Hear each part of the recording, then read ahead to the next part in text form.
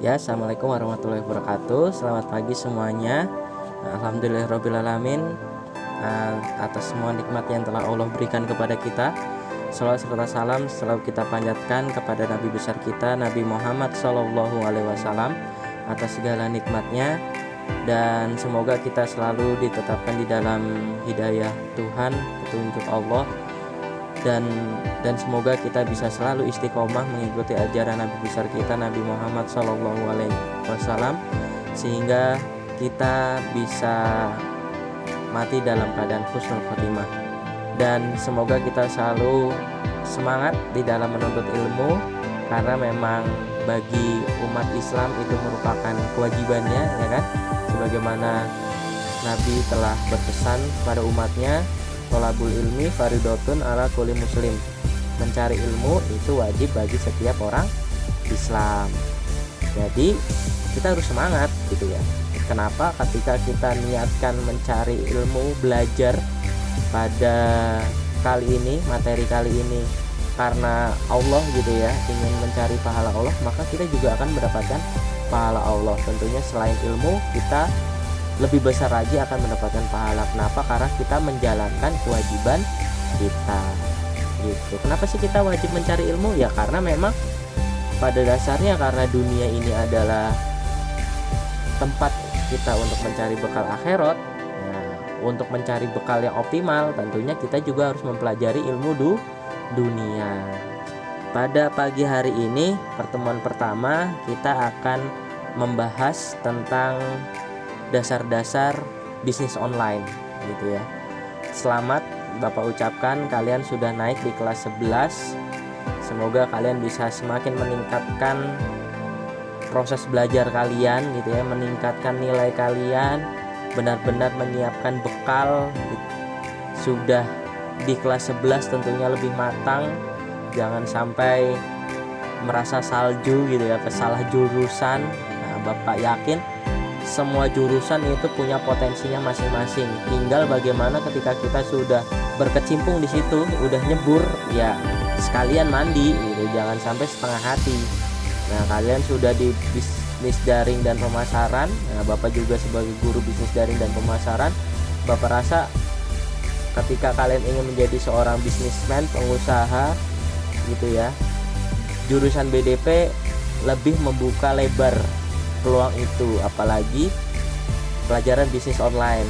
Karena selain teori dari Bapak juga sudah praktek dan membuktikan tidak ada sekat-sekat atau batasan untuk berbisnis. Bahkan ketika kalian nggak punya modal ya, nggak punya uang atau nggak punya barang, nggak punya bahan untuk dijual gitu ya, nggak punya produk fisik yang dijual, modalnya itu cuma modal jaringan. Nah, seperti yang kalian sudah jelaskan di definisi-definisi di tugas sebelumnya, bahwasanya bisnis online pada dasarnya adalah bisnis jaringan gitu ya, bisnis jaringan. Oke, apa sih sebenarnya yang akan kalian peroleh pada pagi hari ini? Yang pertama, kalian akan mempelajari tentang konsep bisnis online gitu ya. Konsep bisnis online itu apa sih? Bisnis online secara 4P. Tentunya beda ya, 4P antara bisnis online dengan bisnis konvensional. Ada ingat 4P itu apa? 4P itu terdiri dari produk gitu ya. Kemudian price, dan promotion. Wah, itu seperti apa sih kaitannya 4P di dalam bisnis online? Itu yang juga akan kalian peroleh pada materi KD 3.1 pada pagi hari ini. Ada 6 IPK, ini baru 3, jadi nanti ada part 2-nya gitu. Ada beberapa part yang harus kalian tuntaskan. Dan yang terakhir, memahami manfaat bisnis online. Sebenarnya manfaatnya apa sih? Keunggulannya, kekurangannya antara bisnis online dengan bisnis konvensional. Mana sih yang lebih menguntungkan? Mana sih yang lebih bagus? Apakah bisnis online atau bisnis konvensional, atau dua-duanya bagus, atau jalanin aja salah satu, atau bagaimana? Nanti kalian tentunya bisa bersikap kapan harus menggunakan bisnis online, kapan harus menggunakan bisnis konvensional. Tentunya setelah kalian memahami konsep dari bisnis online itu sendiri, seperti itu. Bisnis online. Nah, kemarin kalian sudah mencari definisi tentang bisnis online, ya kan? Sudah Bapak tugaskan. Bapak rasa kalian sudah cukup memahami, karena Bapak lihat dari apa yang kalian simpulkan setelah kalian mencari teori-teori yang ada. Pada intinya, bisnis online ya itu adalah bisnis di dalam jaringan. Nah, pada dasarnya bisnis online itu adalah bisnis yang meliputi produksi, distribusi, pemasaran, penjualan, pengiriman barang dan jasa menggunakan teknologi informasi yang terintegrasi, gitu ya. Jadi bisa mengintegrasikan semua proses dari produksi barang, gitu ya, sampai barang itu diterima oleh konsumen. Itu bisa terintegrasi, artinya bisa menjadi satu kesatuan yang utuh, nggak terpisah-pisah, gitu ya. Bisa dilakukan di satu platform tersendiri, gitu ya. Platform itu apa sih? Media. Bisa dilakukan di satu media. Nah, jadi poin pentingnya adalah bisnis online adalah bisnis di dalam jaringan, bisnis yang menggunakan media internet. Itu. Kalau kita sudah menggunakan internet untuk berbisnis, maka itu bisa disebut dengan bisnis online. Nah, karena bisnis ini adalah bisnis yang menggunakan jaringan internet, menggunakan media dunia maya, sehingga jarak itu tidak menjadi alasan, gitu ya, tidak menjadi masalah. Beda dengan bisnis konvensional yang mana saat kita melakukan interaksi dengan calon konsumen atau konsumen harus bertatap muka, ya, harus ketemu langsung. Nah, kalau bisnis online karena menggunakan jaringan tidak harus bertemu atau bertatap muka secara langsung, seperti yang sedang kita lakukan sekarang nih, menggunakan media internet, menggunakan Zoom. Bapak menjelaskan. Nah, ini juga termasuk bisnis online, gitu ya. Kenapa termasuk bisnis online? Bapak sebagai penyedia jasa pendidikan. Nah, kalian sebagai penikmat atau pengonsumsi jasa tersebut. Nah, karena bisnis online ini menggunakan jaringan, pada hakikatnya ya semua orang bisa melakukan bisnis online, gitu. Karena pada dasarnya bisnis online itu lebih cenderung untuk memasarkan produk kita secara online.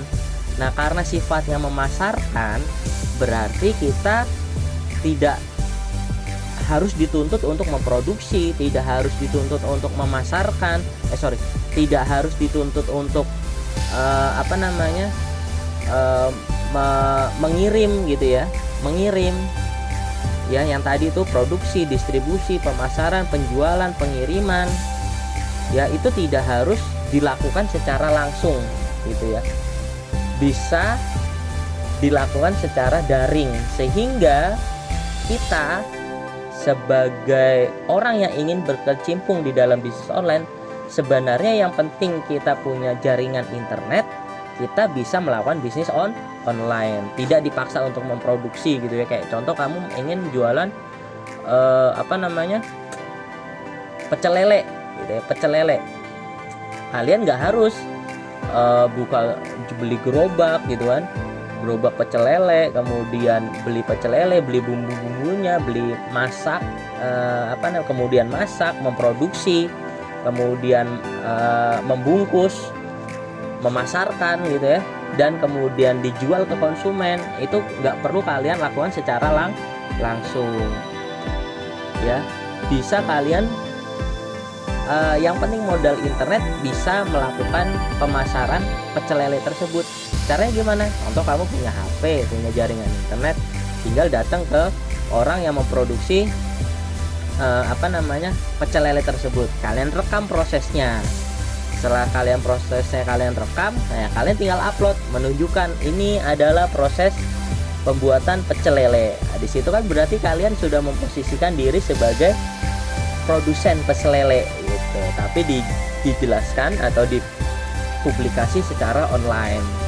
Kemudian saat pengemasan, kalian cukup membuat konten tentang pengemasan pecel lele. Oh, ini dibuat dikemas dengan wadah yang premium gitu ya, dengan packaging yang membuat pecel lele tetap hangat sampai di tangan konsumen. Nah, itu kan dari segi pengemasan. Kemudian pengiriman bisa dilakukan menggunakan pihak ketiga gitu ya, menggunakan ekspedisi yang bisa pick up langsung ke produsen tersebut, sehingga kalian tinggal duduk di rumah, melakukan pemasaran ya, mengupload konten. Ketika ada pemesanan, pengirimannya nanti akan ekspedisi tersebut mempick up ke produsen pecel lele, nggak harus ke rumah kalian gitu. Sehingga bisa kalian simpulkan sebenarnya bisnis online itu bisnis yang modalnya sangat amat minim, cuma butuh jaringan internet. Nah, karena Bapak sendiri sudah membuktikan itu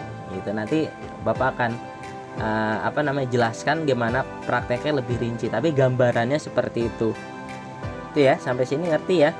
Nah, jadi intinya bisnis online itu bisnis yang dilakukan di dalam jaringan. Oke, selanjutnya apa sih kaitannya 4P di dalam bisnis online dan perbedaannya 4P dengan bisnis konvensional gitu ya, pemasaran online. Oke, yang pertama 4P tentang produk. Nah, apa sih yang membedakan produk online dengan produk konvensional, atau di sini produk daring dengan produk luring gitu. Yang pertama, kalau daring kita bisa menjual berbagai jenis produk dengan jumlah yang besar atau bahkan tidak terbatas gitu ya. Serba, atau sekarang tuh biasanya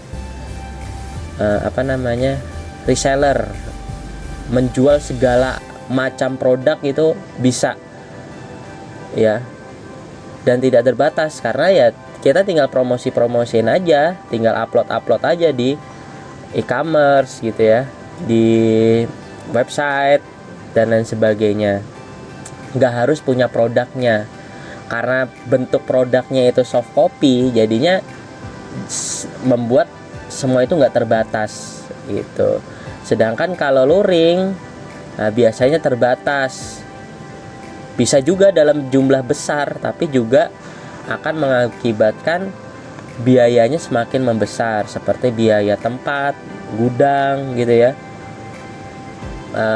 modal yang digunakan ya, karena namanya stok barang banyak berarti modal yang ditanam juga harus banyak. Sedangkan kalau online nggak terbatas ya, karena bentuk produknya hanya sebatas soft copy. Tugas kita cuma share atau mempromosikan saja. Sehingga kenapa Bapak rasa untuk bisnis online itu lebih bagaimana cara kita bisa memasarkan semua proses bisnis, seperti yang sudah dijelaskan di awal, dari proses produksi sampai proses barang itu diterima oleh konsumen. Itu penjelasan tentang perbedaan yang pertama. Yang kedua, kalau untuk daring tidak perlu stok produk. Contohnya bisa memilih sebagai dropshipper gitu ya. Ada orang lain yang punya produk, tugas kita dropshipper itu cukup mencari konsumen, kemudian saat pengiriman tersebut atas nama kita sebagai penjual langsung menuju ke konsumen, tapi yang mengirim adalah si produsen gitu, si produsen. Jadi atas nama pengirimannya itu tetap atas nama kita, bukan atas nama si produsen. Yaitu dropshipper, sehingga lebih fleksibel kan di dalam kepemilikan produk itu sendiri. Sedangkan kalau luring dalam luar jaringan itu harus memiliki stok barang. Produknya harus benar-benar kita pajang sehingga konsumen tahu gitu ya, tahu kalau produk itu ada di toko kita. Sedangkan kalau tadi daring nggak perlu dipajang. Nah, kemudian di dalam biaya develop produk itu lebih terjangkau. Sedangkan kalau luring itu cenderung relatif lebih Mahal apa sih maksudnya? Nah, ketika kalian membeli sebuah produk, biasanya kan kalian membeli karena kualitasnya bagus gitu ya, dan lain sebagainya gitu ya. Kalau di di dalam bisnis luring, orang bisa melihat itu produk bagus dengan cara materialnya ditingkatkan gitu ya, materialnya ditingkatkan, kemudian harus diiklankan biar orang itu terkenal, kemudian memakai brand ambassador gitu ya, kemudian brand ambassador itu dibayar sehingga produk itu memiliki nilai yang tinggi ya, memiliki nilai yang tinggi ketika konsumen datang ke store tersebut ya. Tentunya dijualnya juga harus di tempat yang elit gitu ya, nggak mungkin jualan tas LV di pasar gitu kan, nggak mungkin. Walaupun produknya bagus banget, tapi kalau jualnya di pasar ya pasti walaupun ori pasti disangka KW gitu kan, karena jualnya di pasar. Sehingga jualnya juga harus di mall-mall elit. Nah, di situ ada variabel sewa toko, sehingga untuk membuat produk yang mahal harganya juga akan lebih mahal untuk produk luring. Nah, sedangkan kalau produk daring yang membuat mahal itu adalah bagaimana cara kita memasarkannya gitu ya, sehingga tadi variabel kayak kita harus jual di mall, ketika jualan LV itu tidak digunakan lagi gitu ya. Yang penting kita bisa menjelaskan, memberikan testimoni gitu ya, mengupload produk kita kalau lagi dipakai orang lain gitu ya, dipakai oleh seleb kalangan atas. Di situ langsung timbul look atau kesan bahwa produk kita mahal, walaupun sebenarnya kita cuma share-share gambar ya gak? Cuma share-share gambar. Nah, itu yang membuat perbedaan antara produk dalam segi luring dan daring. Kesimpulannya, komponen pembentuk produk untuk daring itu cenderung lebih murah daripada produk yang dipasarkan secara luring, seperti itu. Nah, kalau kalian bisa lihat di online, Bapak yakin ketika kalian membeli sebuah produk cenderung lebih murah beli secara online gitu daripada beli secara luring. Kemudian selanjutnya dalam segi price, pembentukan harga. Nah, kalau tadi sudah dalam bentuk produk, sebenarnya dari penjelasan Bapak tentang produk itu mungkin kalian bisa menyimpulkan gitu ya, pada intinya ya komponen pembentuk harga di dalam daring lebih murah daripada luring. Yang pertama, keunggulannya di dalam mengedit harga, di dalam melakukan promosi, perubahan diskon dan sebagainya itu lebih mudah ketika menggunakan daring. Tinggal setting ya, kalau kalian pernah berjualan di e-commerce, tinggal setting, klik sekali semua harga bisa langsung berubah.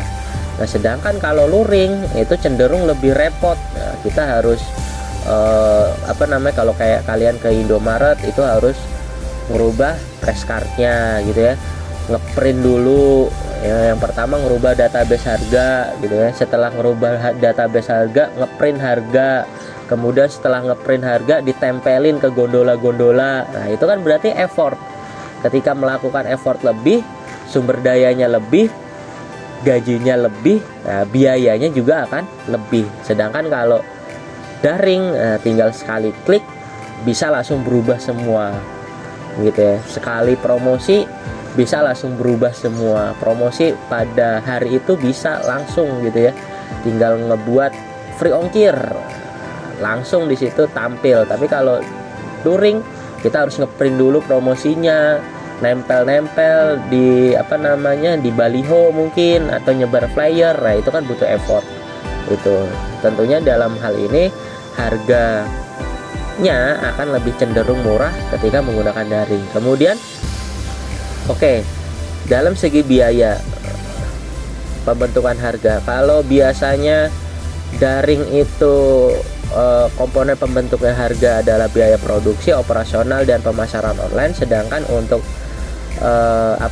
luring itu biaya produksi, operasional, dan pemasaran konvensional. Kalau dibedah ini yang membedakan adalah di biaya operasional dan pemasarannya, karena kalau biaya produksi itu biasanya sudah fixed cost. Kalau biaya produksi sebuah bola ya ketoprak 13.000, ya berarti biaya produksinya akan sama gitu ya, baik luring ataupun daring.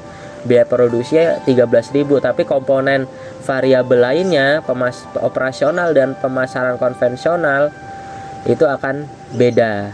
Contoh kalau operasional daring, ketika kalian punya tadi berbagai macam produk, mungkin kalian bisa handle sendiri gitu ya, karena semua dalam bentuk maya, dalam bentuk soft copy gitu ya, bisa handle sendiri, nggak perlu tenaga kerja lain. Tapi kalau misalnya operasional luring, kalian punya 1000 produk, nggak mungkin kalian handle sendiri, kalian perlu tambahan karyawan. Karena tambahan karyawan berarti tambahan biaya operasional. Ketika biaya operasional bertambah, tentunya harga jual pun akan cenderung bertambah. Kemudian pemasaran online. Kalau pemasaran online, ketika kalian jual produk itu bisa gratis gitu ya, nggak mahal. Contohnya kalian jualan di e-commerce seperti ada Tokopedia gitu ya, ada Bukalapak dan lain sebagainya.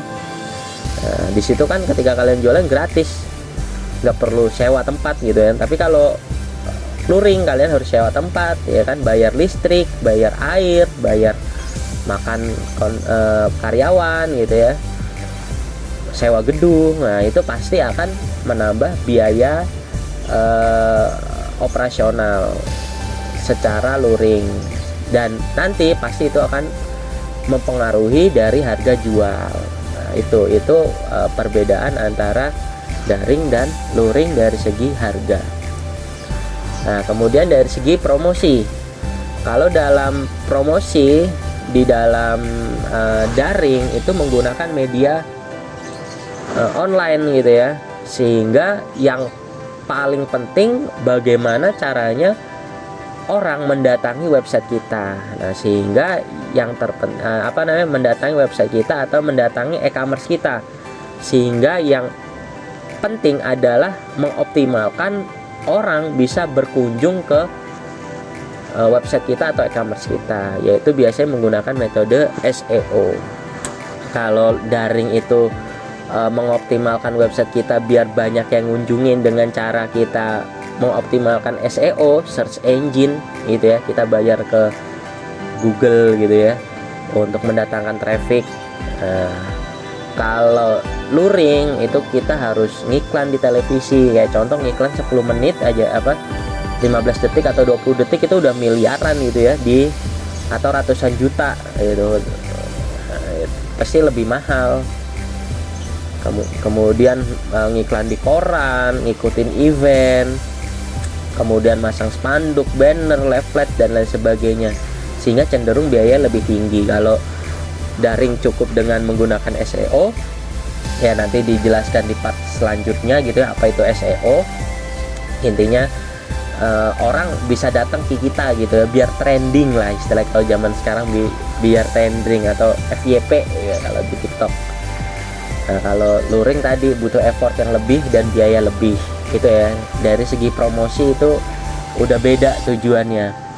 Kalau luring biar produk kita dikenal gitu ya, kalau daring sama-sama dikenal tapi cara terkenal itu berbeda.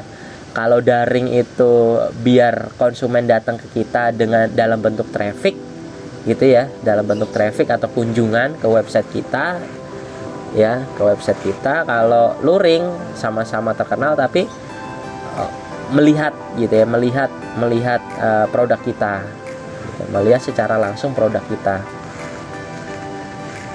Itu untuk dari segi promosi. Kemudian yang terakhir, place, tempat. Nah, tentunya sangat berbeda ya. Kalau tempat di daring itu menggunakan website, menggunakan jaringan, menggunakan dunia maya, berarti harga sewanya atau harga kepemilikannya pun cenderung lebih murah atau bahkan bisa gratis gitu ya. Kalau website menggunakan subdomain gitu ya, gratis seperti WordPress, Blogspot ya, itu nanti bisa diajarkan di pertemuan berikutnya, di segmen berikutnya. Nah, sedangkan kalau luring itu harus menyewa tempat yang representatif gitu ya, di pusat keramaian yang lalu lalangnya banyak dan sesuai dengan target pasar kita. Contoh kalau jualan makanan berarti jualannya di dekat kantor gitu ya, di dekat pusat bisnis sehingga banyak orang yang berkunjung. Nah, kalau namanya rame itu tempat rame, pasti biaya sewanya juga akan rame gitu. Beda dengan daring. Kalau daring ya kayak contoh tempat rame di mana sih e-commerce rame? Ya, contoh di Tokopedia. Tokopedia kan rame tuh yang ngunjungin. Tapi apakah kita nyewa tempat, nyewa lapak di Tokopedia? Kan enggak. Kita bisa mendaftar secara gratis. Nah, sehingga dari segi tempat pemasaran atau bisnis secara daring itu jauh lebih murah daripada luring. Tentunya ada min plusnya gitu ya, ada min plusnya.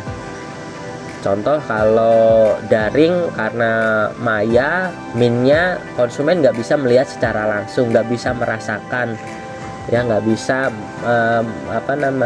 menyentuh gitu ya, menyentuh langsung.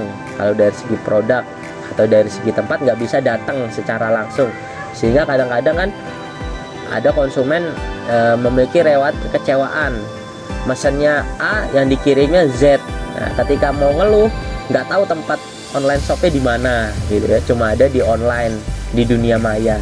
Sedangkan kalau luring, ketika kita beli A dikasihnya Z, kita bisa langsung datang komplain buat tuker barang. Nah, tidak bisa dipungkiri cenderung lebih banyak penipuan saat kita membeli secara daring ya. Namanya dunia maya itu kekurangannya, tapi juga di mana ada kekurangan pasti akan ada kelebihan yang menutupi. Itu penjelasan tentang perbedaan 4P antara luring dan daring, bisnis online dan bisnis konvensional, bisnis daring dan bisnis luring. Insya Allah demikian part pertama. Nanti kita akan lanjut ke part selanjutnya. Terima kasih. Wassalamualaikum warahmatullahi wabarakatuh.